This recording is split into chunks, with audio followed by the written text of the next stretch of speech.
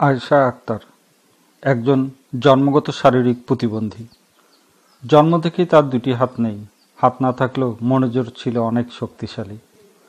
একজন প্রতিবন্ধী মেয়ে হয়ে উচ্চশিক্ষায় শিক্ষিত হতে চায় সে, আর তাই সে এবারের এসএসসি পরীক্ষায় অংশগ্রহণ করে খাতায় উত্তর লিখেছে পা দিয়েই। পরীক্ষার পাশ করেছে বি গ্রেডে। ফলাফলে তার পরিবার, বন্ধুবান্ধব সবাই খুশি। আয়েশা আক্তার সাঘাটা উপজেলার যোগীপাড়া গ্রামের দিনমজুর আব্দুল লতিফের কন্যা। 4 বোনের মধ্যে আয়েশা আক্তার তৃতীয়। জন্ম থেকেই তার দুটি হাত নেই। একমাত্র উপার্জনশীল ব্যক্তি তার পিতা আব্দুল লতিফ বিভিন্ন স্থানে দিনমজুরে কাজ করে অতি কষ্টে সংসার চালান। অভাব অনটনের কারণে অন্য বোনদের পড়াশোনা করতে পারেনি, তবে শুরু থেকেই পড়াশোনার প্রতি আগ্রহ ছিল আয়েশার অনেক।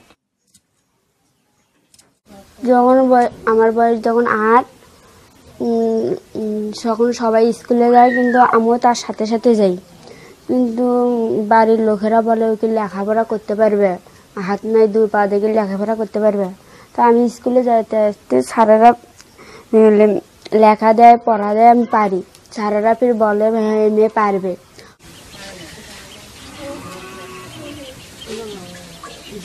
আমার মেয়েটাকে আরেকটু আমি পড়াশোনা করাতে পারলে আরেকটু উপদ্রবী নিতে পারলে কিন্তু ওই মেয়েটা আমার জন্য কর্ম করে খাবার পাইলে নিজের পায়ে নিজে দাঁড়াতে পারলে আমি এই চেষ্টাতে আছি এখন। মেয়েটা যেন আমার কোনোদিন দুঃখ প্রকাশ না করতে পারে। বাপ মাও যেন সহজে 2টা হাত নেই, সেইভাবে আমার মেয়েটাকে একটু সহযোগিতা করবেন, মেয়েটা যেন আমার ভালোভাবে গড়ে উঠতে পারে। প্রতিবন্ধী হলেও উচ্চশিক্ষায় শিক্ষিত হয়ে সে সমাজের অন্য মানুষের মতো বাঁচতে চায়।